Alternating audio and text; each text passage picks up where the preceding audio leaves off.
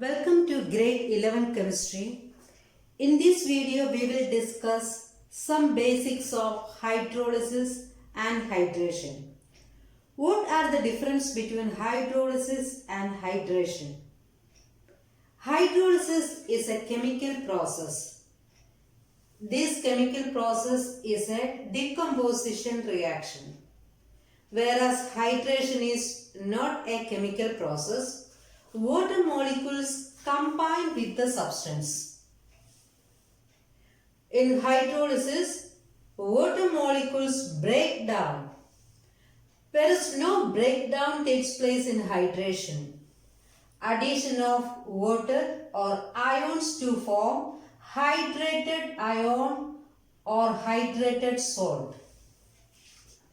In hydrolysis, the solution becomes acidic or basic, whereas in hydration, it is not necessary. Some examples of hydrolysis are calcium carbide on hydrolysis gives calcium hydroxide and ether. Sodium acetate on hydrolysis gives acetic acid and sodium hydroxide. Ammonium chloride on hydrolysis gives ammonium hydroxide and HCl. Some examples of hydrations are copper sulfate 5H2O, copper sulfate pentahydrate. This is called blue vitriol. 5 molecules of water are added to copper sulfate. And washing soda, sodium carbonate decahydrate. And green vitriol, iron sulfate heptahydrate. Iron sulfate heptahydrate is known as green vitriol. And these water molecules attached to the compounds are known as water of hydration. Now let us consider hydrolysis of some ionic compounds. What is meant by hydrolysis? Hydrolysis is defined as the reaction in which cation, anion or both the ions of the salt react with ions of water to produce acidity, alkalinity or neutral.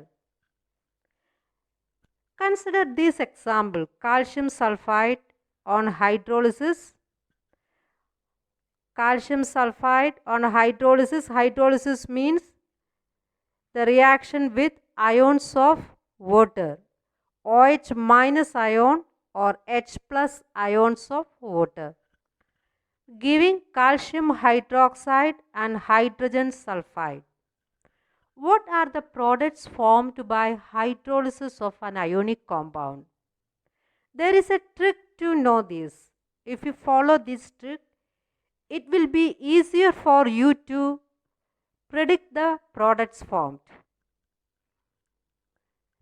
Calcium is an electropositive metal. Valency is 2. It's a group 2 element.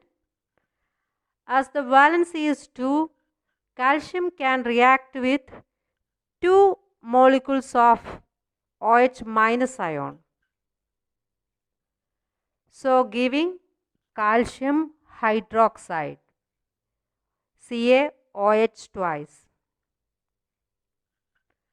Now calcium is an electropositive metal. Calcium can lose 2 electrons. So calcium, consider these 2 electrons as 2 hydrogen atoms. These 2 hydrogen atoms can give to sulfur, giving H2S, hydrogen sulfide. Second example, magnesium nitride on hydrolysis gives magnesium hydroxide and ammonia molecule. Magnesium also, valency is 2. It's a group 2 element. So magnesium can react with 2 OH minus ion, giving magnesium hydroxide, MgOH2. Magnesium can lose 2 electrons.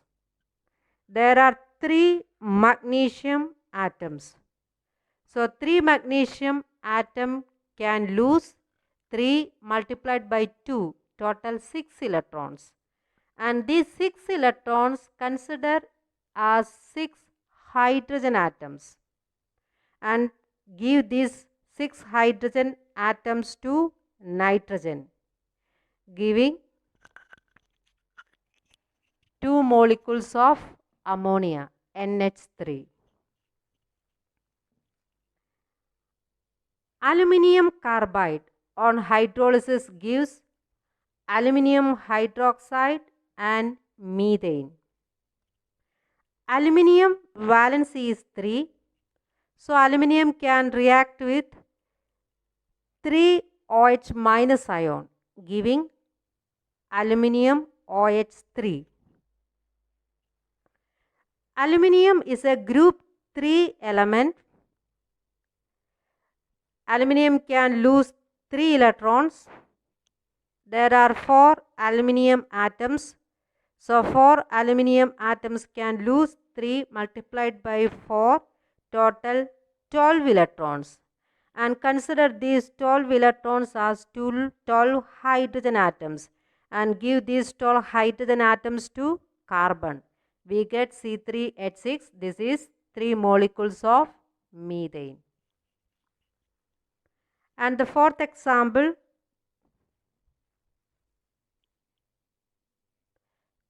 calcium phosphide on hydrolysis gives calcium hydroxide and phosphine.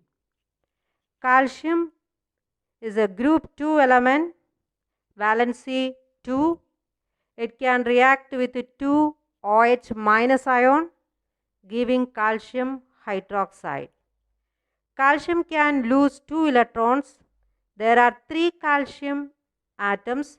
3 calcium atoms can lose 3 multiplied by 2, 6 electrons, and consider these 6 electrons as 6 hydrogen atoms and give these 6 hydrogen atoms to phosphorus. So we get P2H6.